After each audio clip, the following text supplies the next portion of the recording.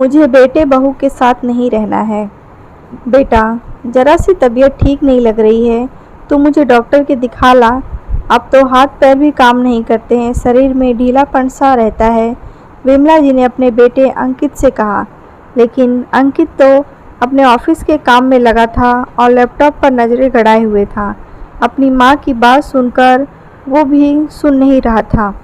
5 minute वह तक विमला जी उसकी ओर आस भरी दृष्टि से देखती रहीं, पर उसने कोई जवाब नहीं दिया। तभी अंदर से अंकित की पत्नी मेघा बाहर आती है। ओहो, आप फिर से बाहर आ गईं। आप अपने कमरे में अच्छे से बैठ नहीं सकती हैं क्या? बार बार आकर इन्हें परेशान करना ज़रूरी है क्या? यूँ तो कहेंगे कि हाथ पैर में दर्द है और यूँ दिन भर घर में घूमती रहेंगी। अब ये ऑफिस का काम करेंगे या आपकी सेवा में बैठे रहेंगे? ससुर जी तो हमारे लिए कोई खजाना नहीं छोड़कर गए हैं। अब इनकी कमाई से ही घर चलता है, तो इन्हें चैन से काम करने दो। मेघा का गुस्सा देखकर विमला जी अंदर अपने कमरे में आकर लेट गईं।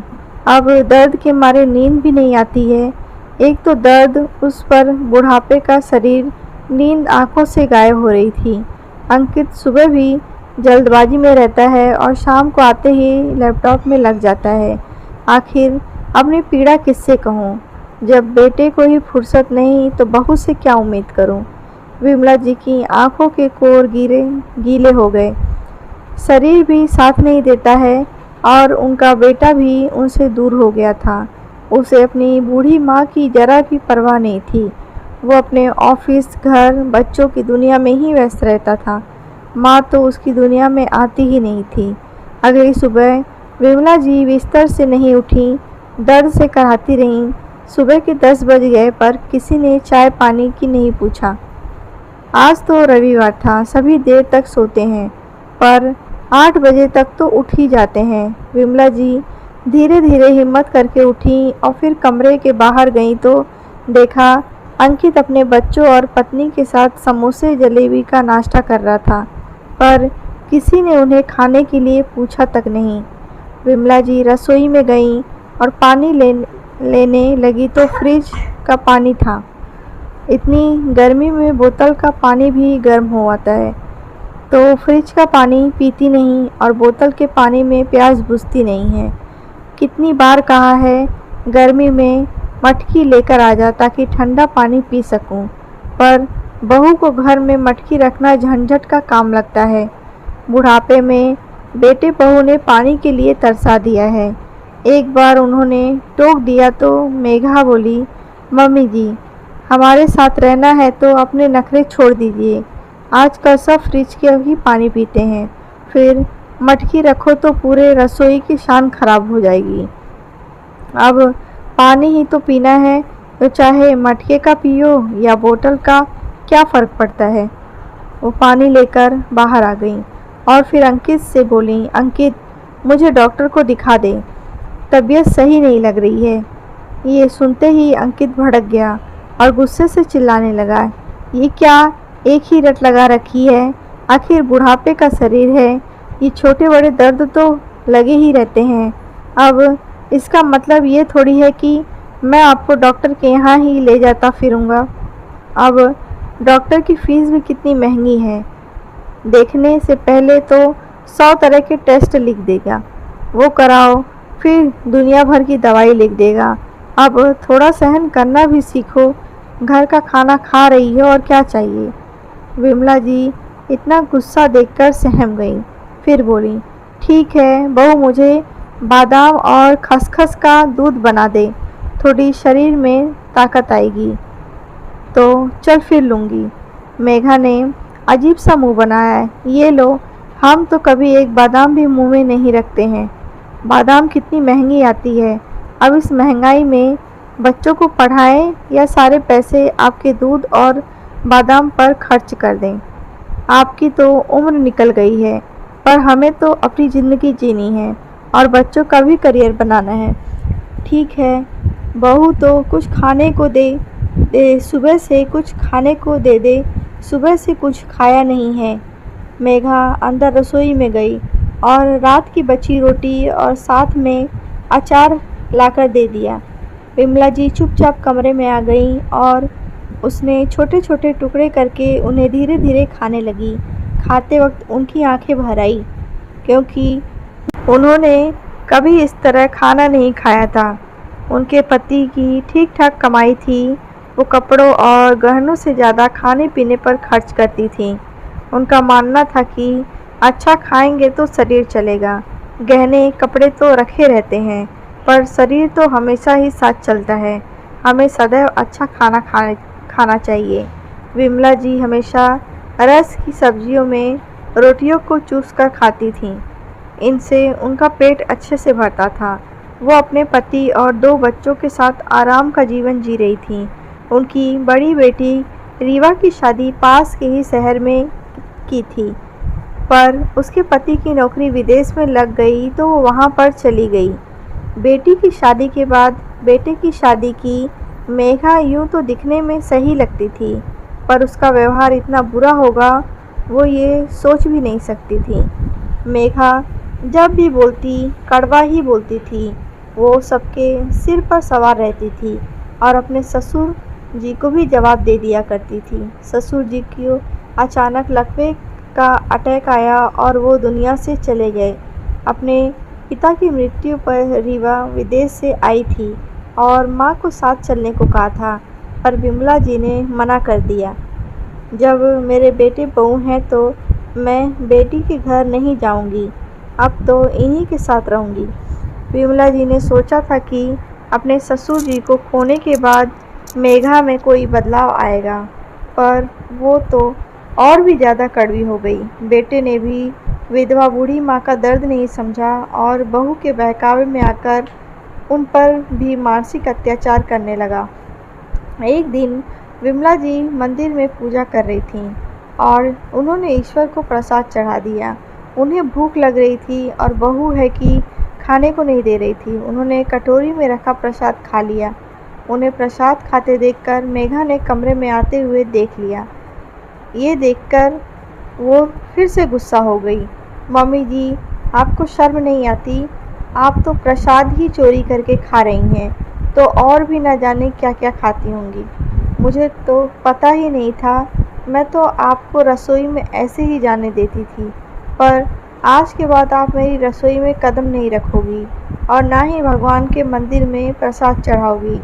इतना अपमानित होने के बाद आज विमला जी फूट फूट कर रोईं। उनसे आजकल भूख सहन नहीं होती थी। हर थोड़ी देर में भूख लगती थी।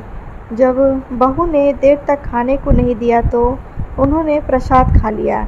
इस तरह रोज़ रोज़ के अपमान से परेशान हो चुकी थीं, लेकिन उन्हें कुछ समझ नहीं आ रहा था, क्योंकि उन्हें तो रहना बेटे बहू के साथ था। मेघा उन्हें रसोई में खाना नहीं बनाने देती थी, पर बाहर के सारे काम वो करवाती थी। झाड़ू पोछा और बर्तन के साथ सब्जियां काटना, कपड़े सुखाना, कपड़े समेटना। अब इस उम्र में विमला जी थक जाती थीं और उतनी सफाई से काम नहीं कर पाती थीं। जब वो पूरा काम कर लेती थीं तब भी मेघा उन्हें ताने देती रहती थी। ज़्यादा काम करने की वजह से उन्हें हाथ पैरों में दर्द रहने लगा था, लेकिन दोनों विमला जी की थोड़ी भी परवाह नहीं करते थे। उन्हें ढंग से खाना पीना नहीं मिल पाता था। अंकित और मेघा दोनों अपनी ही दुनिया में व्यस्त रहते थे। घर में विमला जी के होने ना होने से उन्हें कुछ फ़र्क नहीं पड़ता। विमला जी घर में पड़े पुराने सामान की तरह थीं, जिसकी कोई कद्र नहीं थी। दोनों अपने बच्चों की हर इच्छा को पूरी करते थे, पर विमला जी की ज़रूरतों की भी उपेक्षा कर देते थे। विमला जी का चश्मा टूट गया था। वो महीनों से टूटे चश्मे से काम चला रही थीं, पर अंकित ने नया चश्मा बनवा कर नहीं दिया। उनकी साड़ियाँ पुरानी हो गई थीं, चप्पलें भी घिस गई थीं। वो इन सब खर्चों के लिए पूरी तरह से बेटे बहू पर निर्भर थीं, क्योंकि पति की कोई पेंशन नहीं मिलती थी। इसी बीच विमला जी की छोटी बहन ने घर में पूजा करवाई और उन्हें आने का न्योता दिया। उनका भी जाने का मन था, क्योंकि घर में उन्हें घुटन महसूस होती थी। फ़ोन पर वो जब भी किसी से बात करती थी तो मेघा सामने खड़ी रहती थी और वो ज़्यादा देर तक बात नहीं कर पाती थी। रीवा के फ़ोन आने पर भी वो कुछ नहीं बोलती थी। रीवा से मिले हुए भी 3 साल हो गए थे। अब बहन ने बुलाया तो वो खुशी हो गई, क्योंकि उनका भी अपनी बहन से मिलने का बड़ा मन था। अंकित ट्रेन की टिकट बनवा रहा था, तभी मेघा आ गई। अरे, एसी में टिकट बनवाने की क्या ज़रूरत है, स्लीपर में ही चली जाएंगी, पूजा में ही तो जाना है, बेकार का खर्चा क्यों करना। अंकित ने भी स्लीपर में टिकट बनवा दिया। विमला जी जब ट्रेन में बैठी तो उन्होंने चैन की सांस ली, वरना कितने महीनों से तो जेल की ज़िंदगी जी रही थी। ट्रेन से उतरी थी कि उनकी बहन का बेटा उन्हें लेने आ गया। इतना सम्मान पाकर वो बहुत खुश हुई। पूजा का घर था और रौनक भी थी। बाहर जाकर सबसे मिली। जब छोटी बहन ने उन्हें गले लगाया तो वो फूट फूट कर रोने लगी, जैसे आज दिल का सारा गुबार ही निकल जाना था। शाम को घर में छोटी सी पूजा थी। पंडित जी ने पाठ कराया और सबने प्रसाद ग्रहण किया। थोड़ी देर बाद उनकी नज़रें ऊपर उठी तो देखा सामने रीवा खड़ी थी। अपनी बेटी को सामने पाकर वो रोने लगी और उसे कसकर गले लगा लिया। मम्मी, अब मत रो, मैं आ गई हूँ और अब आपको मेरे साथ विदेश चलना ही होगा। मैं आपको यहाँ छोड़कर नहीं जा सकती हूँ। आप मुझसे जब भी बात करती थी तो पता लग जाता था कि आप खुश नहीं हो। मेरे लिए आपका खुश रहना बहुत ज़रूरी है, इसीलिए मैं आपको लेने आई हूँ। रीवा की बात सुनकर विमला जी बोली, लेकिन क्या ऐसे कैसे अचानक तू यहाँ आ गई? अच्छा, तुझे भी मौसी ने बुलाया होगा। नहीं, मैंने मौसी को कहा था कि आप पूजा रखवाएं ताकि मम्मी यहाँ आ सके। मैंने आपका टिकट बनवा लिया है और अब आपको मेरे साथ चलना हो।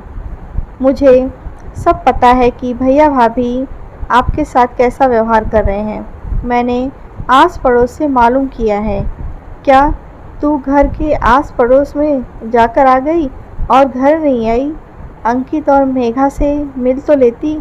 नहीं मम्मी, मैं उन दोनों को कभी माफ़ नहीं कर पाऊँगी और मैं उन दोनों से मिलना भी नहीं चाहती जिन्होंने मेरी मम्मी को इतनी तकलीफ़ दी। उनका चेहरा भी देखना नहीं चाहती हूँ।